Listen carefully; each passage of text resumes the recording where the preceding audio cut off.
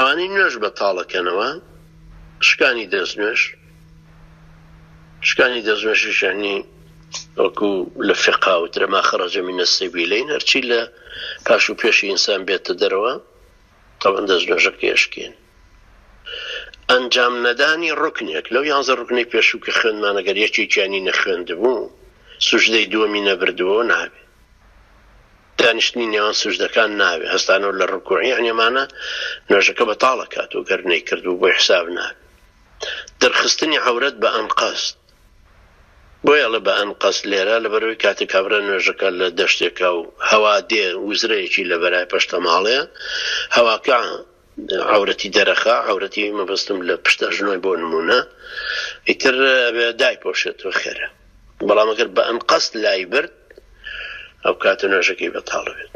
پشتکردنە قیبلە لە نوێژە وەختێکە ئیجتیهادەکەی پێ دوایە وەڵڵاهی وا بزانم ڕووی لەم ئیتیجاهەیە نوێژدا بەسی و دوایی لە نوێژەکە گومانەکێڵی بەخوا بزانم زیاترە بێ بەلای ڕاستە بسوڕێمەوە دەی زیاترە سوڕێتەوە گەر سوڕێتەوە لە 4 ڕکاتەکە بۆ نمونە تۆ گەر تەواو پشتکەیتەوە یەکەم قیبلەکەی کە خۆت دیاریت کردبوو ئەمە ئیشکالێکی تیانی ئەمە فەرقەکە. بەڵام پشتکردنە قیبلە کە ئەزانیم ئیتیجای قیبلەیە نوێژەکە بەتاڵەکە. جوڵە و بزاوتی زۆر ئەمە لێرە کەڵین جوڵە و بزاوتی زۆر ئاسایی نەبێ. شافعیەکان کە ئەفەرمون 3 حەرەکەت دلیلێکی لەسەر نییە، چونکە سەیدنا عەبدوڕەحمانی کوڕی عەوف هەروە سەیدنا زوبەیری کوڕی عەوام سەحابەی تریش ڕۆیشتون جڵەوی ئەسپەکان گرتو بێەوەی سینەی لە عاسی کەعبە سوڕاوێ. ئەمە بە شێوەیەکی گشتی حەرەکەتی زۆر تایە تەبعاً بۆیە پێویستە یانی بکاڵین لە ئاسایی دەرچوو بێ و جوڵە و بزاوت.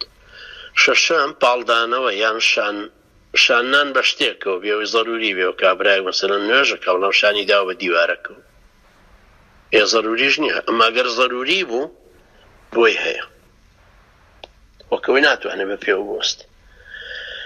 حوتەم زیادکردنی ڕوکنێک لە بزاوتەکان مەسەلەن سوژدەکان دوو سوژدە و کردی بەسێ دانیشتنی بڵێن لە خۆی لە ڕکاتی سێما دانیشێ سێمی 4 ڕکاتیەکان ئێوە زیادەی کردو ئەوە کاتە سوژدەی بۆ بە ئەویان چونکە ئەوە سوژدەی سەهودایی باسی لێ دێ کە زیادکردنی کەمکردنەوە. هەروەها پاش و پێشخستنی ڕوکنەکان